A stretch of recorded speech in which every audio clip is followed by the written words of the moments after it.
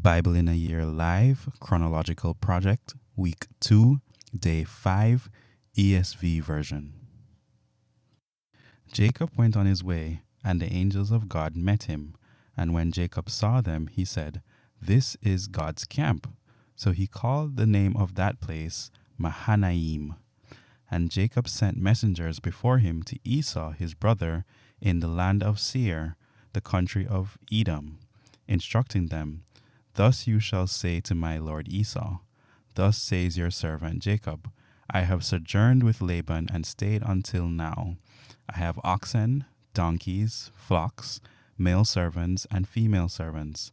I have sent to tell my lord in order that I may find favor in your sight." And the messengers returned to Jacob, saying, "We came to your brother Esau, and he is coming to meet you, and there are 400 men with him." Then Jacob was greatly afraid and distressed. He divided the people who were with him and the flocks and herds and camels into 2 camps, thinking, "If Esau comes to the one camp and attacks it, then the camp that is left will escape." And Jacob said, "O God of my father Abraham, and God of my father Isaac, O Lord, who said to me, Return to your country and to your kindred, that I may do you good. I am not worthy of the least of all the deeds of steadfast love and all the faithfulness that you have shown to your servant. For with only my staff I crossed this Jordan, and now I have become 2 camps. Please deliver me from the hand of my brother, from the hand of Esau, for I fear him that he may come and attack me, the mothers with the children. But you said, I will surely do you good and make your offspring as the sand of the sea, which cannot be numbered for multitude." So he stayed there that night, and from what he had with him he took a present for his brother Esau, 200 female goats and 20 male goats, 200 ewes and 20 rams, 30 milking camels and their calves, 40 cows and 10 bulls, 20 female donkeys and 10 male donkeys. These he handed over to his servants, every drove by itself, and said to his servants, "Pass on ahead of me and put a space between drove and drove." He instructed the first, "When Esau my brother meets you and asks you, 'To whom do you belong? Where are you going? And whose are these ahead of you?' Then you shall say, 'They belong to your servant Jacob. They are a present sent to my lord Esau, and moreover, he is behind us." He likewise instructed the second and the third, and all who followed the droves. You shall say the same thing to Esau when you find him.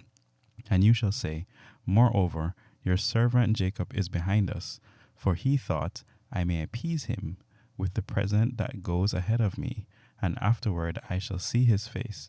Perhaps he will accept me." So the present passed on ahead of him, and he himself stayed that night in the camp. The same night he rose and took his 2 wives, his 2 female servants, and his 11 children, and crossed the ford of the Jabbok.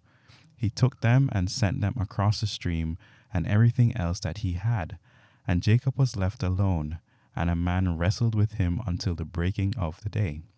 When the man saw that he did not prevail against Jacob, he touched his hip socket, and Jacob's hip was put out of joint as he wrestled with him.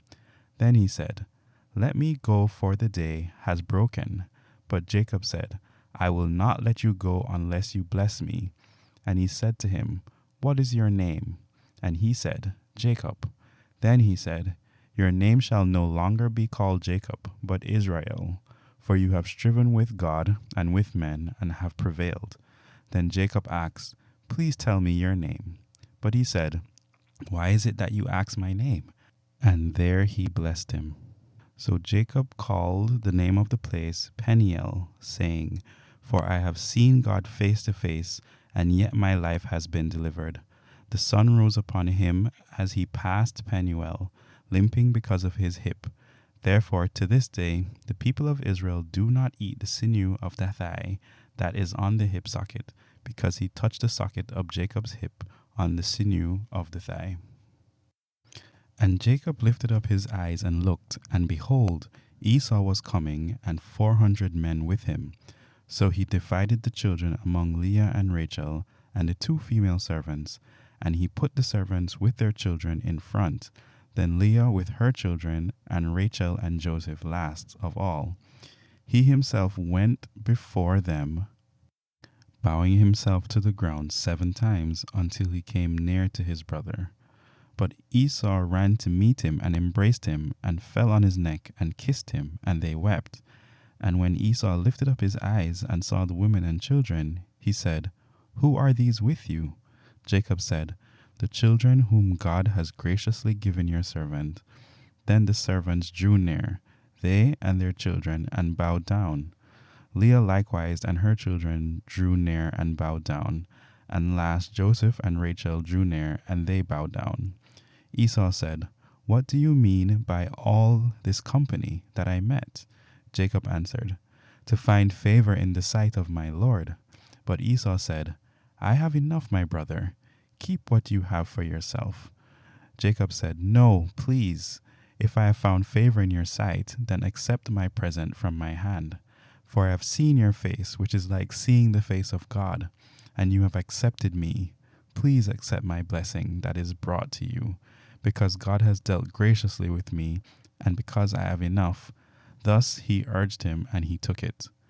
Then Esau said, "Let us journey on our way, and I will go ahead of you." But Jacob said to him, "My Lord knows that the children are frail, and that the nursing flocks and herds are a care to me. If they are driven hard for 1 day, all the flocks will die. Let my Lord pass on ahead of his servant, and I will lead on slowly, at the pace of the livestock that are ahead of me, and at the pace of the children, until I come to my Lord in Seir."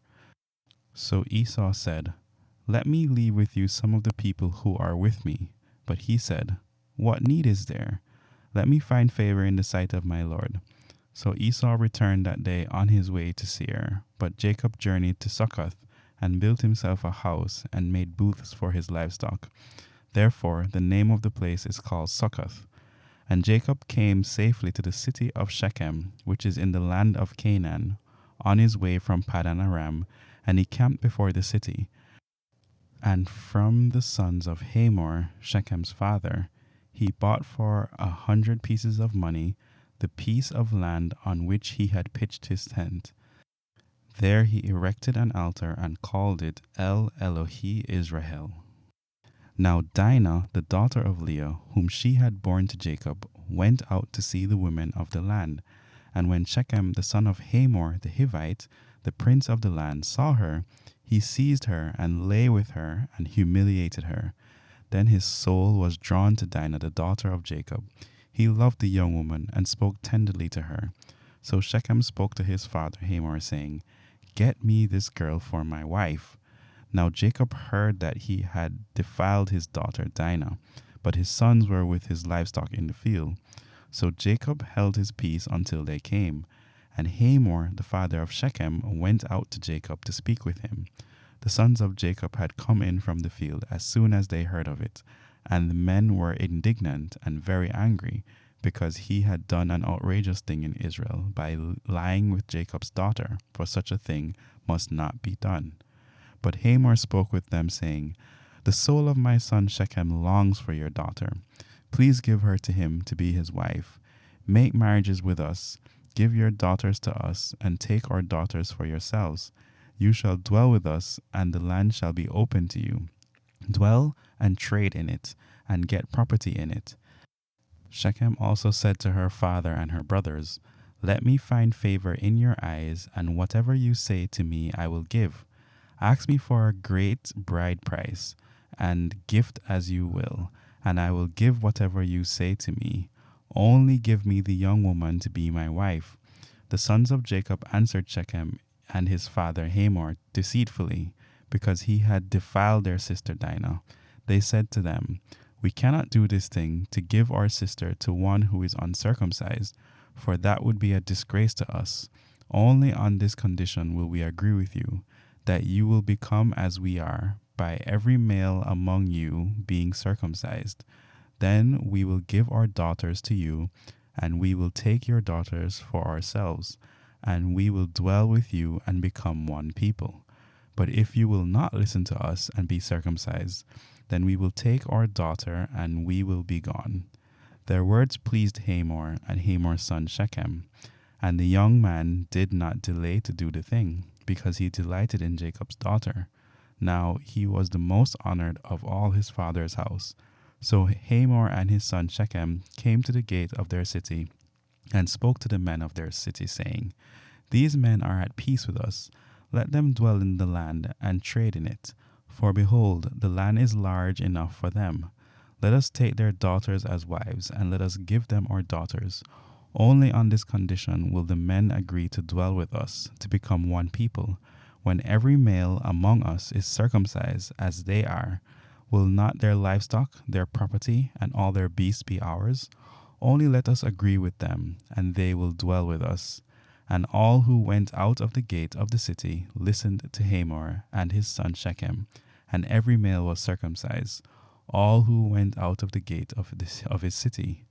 On the third day, when they were sore, two of the sons of Jacob, Simeon and Levi, Dinah's brothers, took their swords and came against the city while it felt secure, and killed all the males. They killed Hamor and his son Shechem with the sword, and took Dinah out of Shechem's house, and went away. The sons of Jacob came upon the slain and plundered the city, because they had defiled their sister. They took their flocks, their herds, their donkeys, and whatever was in the city and in the field. All their wealth, all their little ones, and their wives, all that was in the houses, they captured and plundered.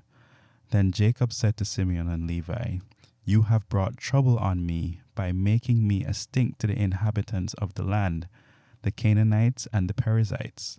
My numbers are few, and if they gather themselves against me and attack me, I shall be destroyed, both I and my household.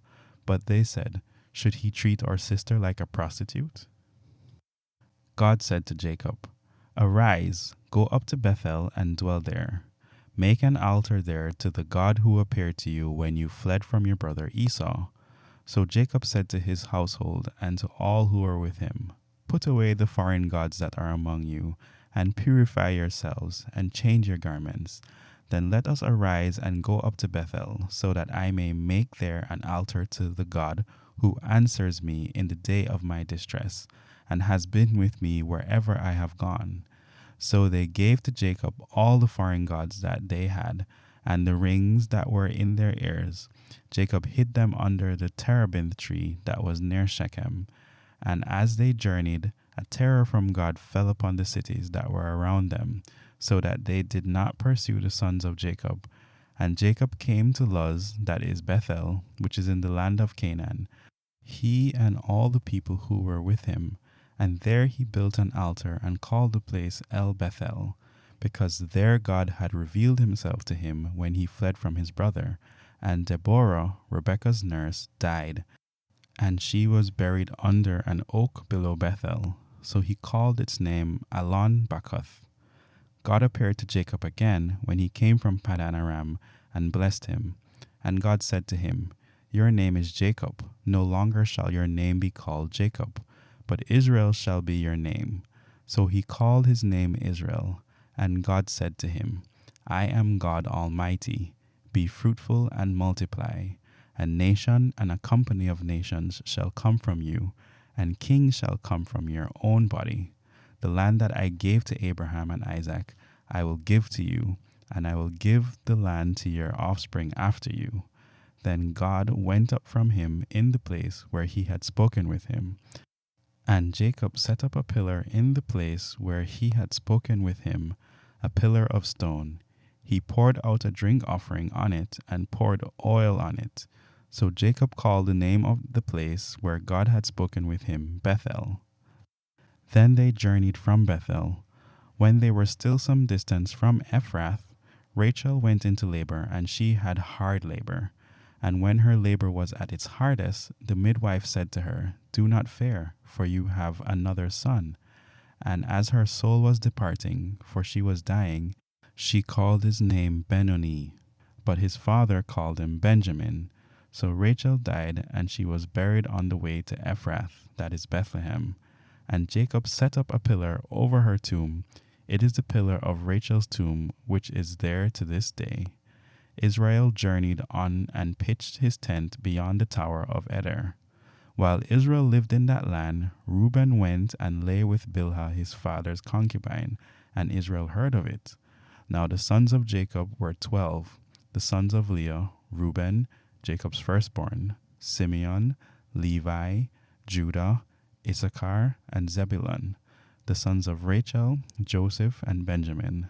The sons of Bilhah, Rachel's servant, Dan and Naphtali. The sons of Zilpah, Leah's servant, Gad and Asher. These were the sons of Jacob who were born to him in Paddan Aram. And Jacob came to his father Isaac at Mamre, or Kiriath Arba, that is Hebron, where Abraham and Isaac had sojourned.